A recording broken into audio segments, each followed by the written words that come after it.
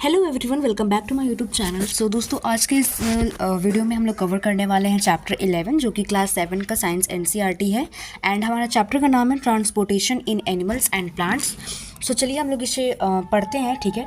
सो यहाँ पे सबसे पहले आपने देखा कि चैप्टर का नाम क्या है, ट्रांसपोर्टेशन। इसमें हम लोग मेनली ट्रांसपोर्टेशन के बारे में पढ़ेंगे कि एनिमल्स में कैसे ट्रांसपोर्टेशन होता है, राइट, या फिर प्लांट्स में कैसे ट्रांसपोर्टेशन होता है फूड वगैरह का, ठीक है। सो इसके बारे में देखेंगे हम लोग, ओके।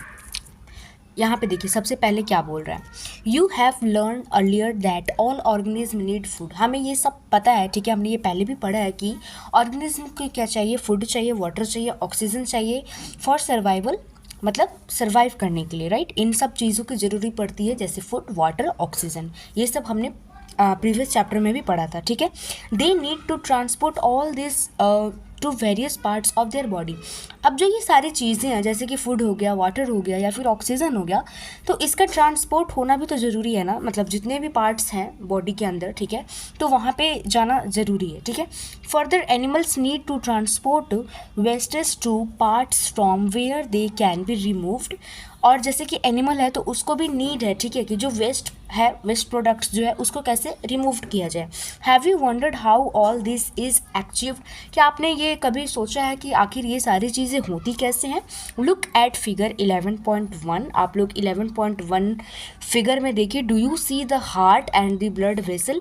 यहाँ पे है आपका 11.1 फिगर, ठीक है। इसमें आप लोग देखिए हार्ट को देखिए, उसके बाद वेसल्स वगैरह को देखिए, ठीक है। इसमें मेनली बता रहा है ब्लड वेसल्स को देखिए, ओके। नेक्स्ट यहाँ पे देखिए क्या बोल रहा है, they function to transport substance and together form the circulatory system. अब ये क्या करता है कि ये फंक्शंस करते हैं, इनका एक वर्क होता है, ठीक है। इनका फंक्शन ये है कि ये ट्रांसपोर्ट करते हैं सब्सटेंस का, ठीक है, और ये साथ में मिलकर क्या बनाते हैं, एक सर्कुलेटरी सिस्टम बनाते हैं। क्या बनाते हैं, सर्कुलेटरी सिस्टम।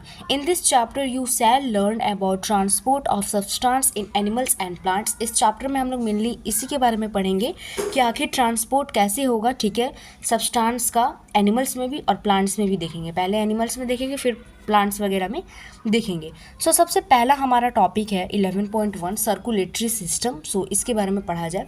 सो सर्कुलेटरी सिस्टम में आता है blood. What happens when you get a cut on your body.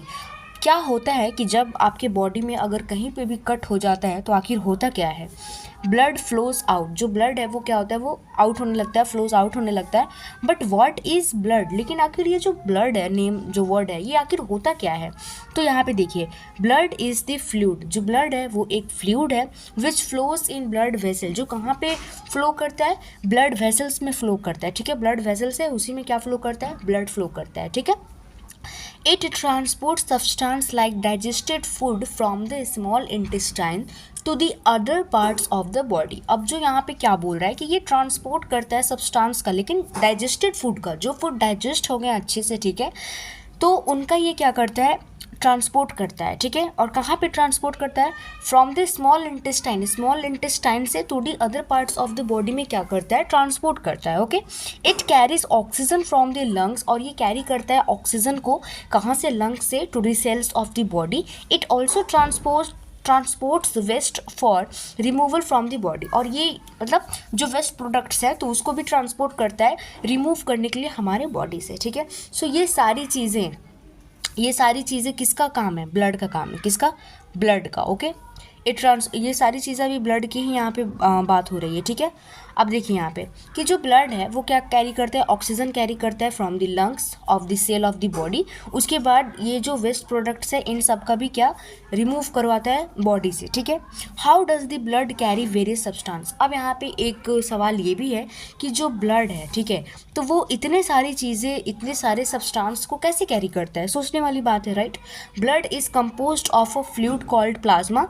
Blood जो है वो कंपोज्ड है फ्लूइड से, जिसको हम लोग कहते हैं plasma. In which different types of cells are suspended. जहाँ पे डिफरेंट टाइप्स ऑफ सेल्स रहते हैं। Why is the colour of blood red. अब यहाँ पे ये भी बोल रहा है कि जो ब्लड का कलर है वो आखिर रेड क्यों है। सो इसके बारे में भी हम लोग देखेंगे, ठीक है। One type of cell. अब देखिए यहाँ पे सेल उसमें कौन कौन से प्रकार के होते हैं, जैसे कि सबसे फर्स्ट में आपका आता है रेड ब्लड सेल, जिसको हम लोग शॉर्ट फॉर्म में भी बोल सकते हैं आरबीसी, ठीक है। तो अगर कोई आपसे पूछे आरबीसी का फुल फॉर्म क्या होगा, तो रेड ब्लड सेल बोल रहा है, ठीक है। Which contain a red pigment called haemoglobin, ठीक है, जो कि क्या चीज़ रेड पिगमेंट को कंटेन करता है, हेमोग्लोबिन, ठीक है।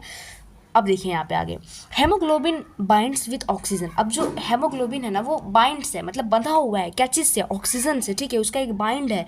And transport it to all the parts, और ये ट्रांसपोर्ट करता है जितने भी पार्ट्स ऑफ द बॉडी है वहाँ पे, ultimately to all the cells, जितने भी सेल्स है तो वहाँ पे ये क्या करता है, ट्रांसपोर्ट करता है, ठीक है। It will be difficult to provide oxygen efficiently to all the cells of the body without haemoglobin, और ये बहुत ही डिफिकल्ट है ऑक्सीजन प्रोवाइड करना, ठीक है, मतलब सारे सेल में without haemoglobin, this is impossible. The presence of haemoglobin makes blood appear red, और जो हेमोग्लोबिन का प्रेजेंस होता है तो वही ब्लड को क्या बनाता है, रेड बनाता है। So the blood colour is red just because of haemoglobin, ठीक है, हेमोग्लोबिन रहता है इसीलिए जो ब्लड का कलर है वो रेड होता है, ठीक है। यहाँ तक आप लोग समझ गए। आगे देखते हैं, आगे यहाँ पे देखिए the blood also has white blood cells. अब जो ये ब्लड है तो उसको क्या बोलते हैं, वाइट ब्लड सेल्स भी बोलते हैं, विच फाइट अगेंस्ट जर्म्स, जो कि जर्म्स से क्या करता है, फाइट करता है, that may enter our body, जो हमारे बॉडी के अंदर क्या करते हैं, इंटर करते हैं। अब जैसे कि जब बॉडी के अंदर बहुत सारे जर्म्स भी तो होते हैं तो उनसे भी तो फाइट करने के लिए कोई मतलब ब्लड सेल्स होना चाहिए, तो WBC उसी का काम करता है, ठीक है, वाइट ब्लड सेल।